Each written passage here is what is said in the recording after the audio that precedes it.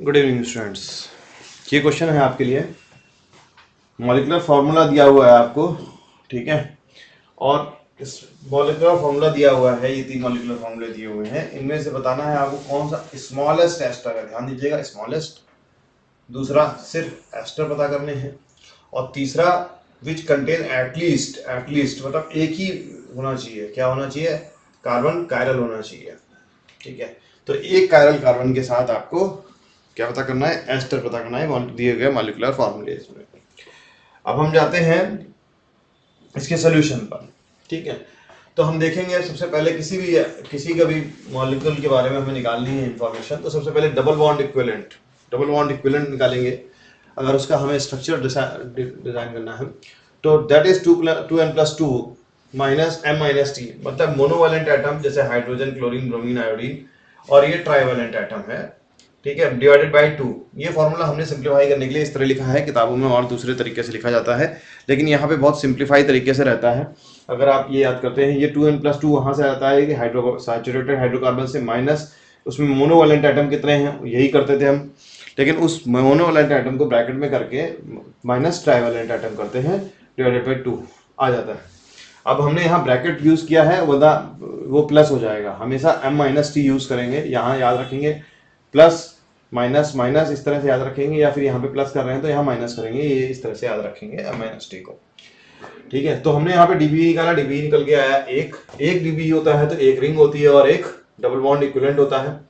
Ring की possibility नहीं है क्योंकि एस्टर बनाना है प्लस रिंग बनानी है, और डबल बॉन्ड इक्विवेलेंट एक है, एक डबल बॉन्ड इक्विवेलेंट एस्टर में कंज्यूम हो जाएगा, तो रिंग पॉसिबल नहीं है, रिंग का कोई भी कंपाउंड पॉसिबल नहीं है। एक डबल बॉन्ड इक्विवेलेंट है, एस्टर बनाना है तो C डबल बॉन्ड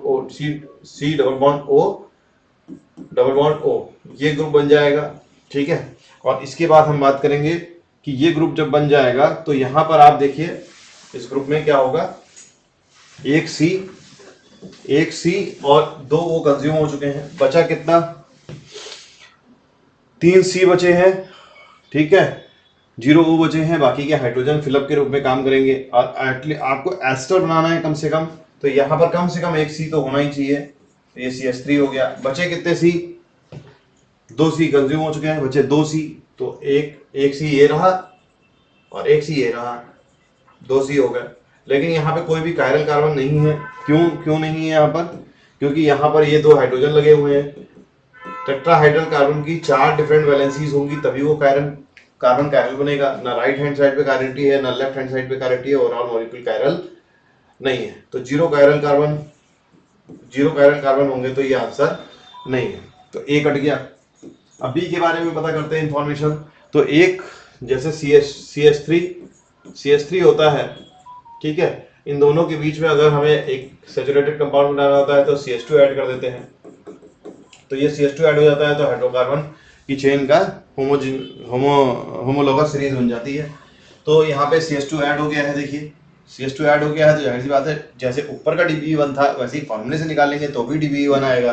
और अगर बार बार ऐसे फॉर्मूले लगाएंगे तो टाइम वेस्ट होगा, इसलिए होमोलोगस सीरीज की एनालॉजी लेकर के हमने क्या किया, इसका dBe निकाल लिया, डायरेक्ट 1 हो गया, ठीक।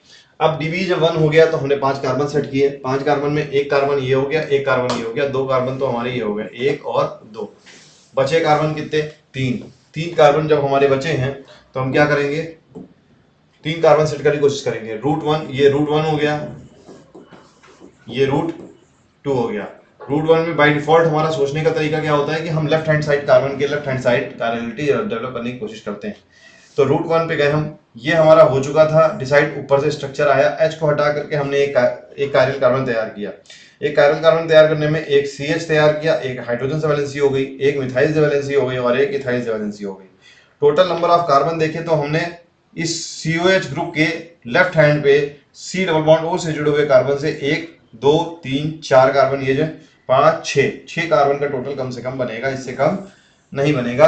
और यही आंसर IIT एक्सपेक्ट करवाना चाहती है, आंसर गलत करवाना चाहती है, न्यूमेरिकल में दे देगा अगर कितने ये न्यूमेरिकल टाइप आ जाएगा अगर क्वेश्चन, तो बच्चे 6 आंसर लिख करके चले जाएंगे, तो जिसकी संभावना हो जाएगी कि क्वेश्चन गलत हो ही जाए।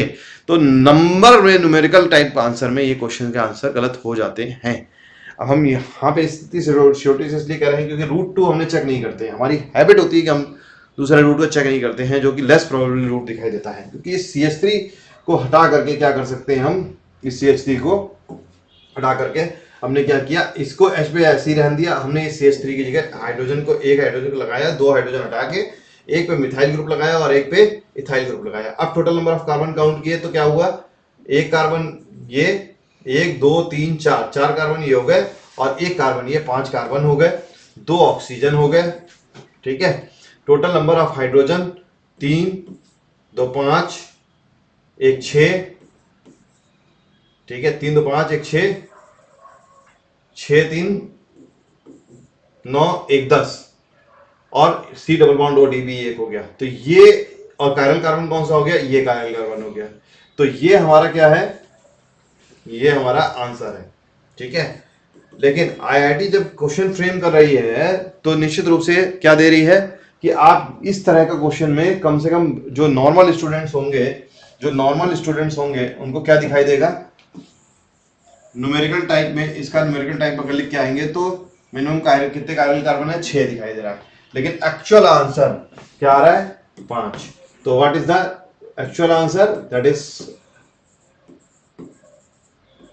न्यूमेरिकल टाइप क्वेश्चन का एक्चुअल आंसर ये है। जबकि भाई स्टूडेंट्स, ज्यादातर स्टूडेंट इसको करके आएंगे, कम से कम वीक स्टूडेंट जो होंगे वो करके आएंगे।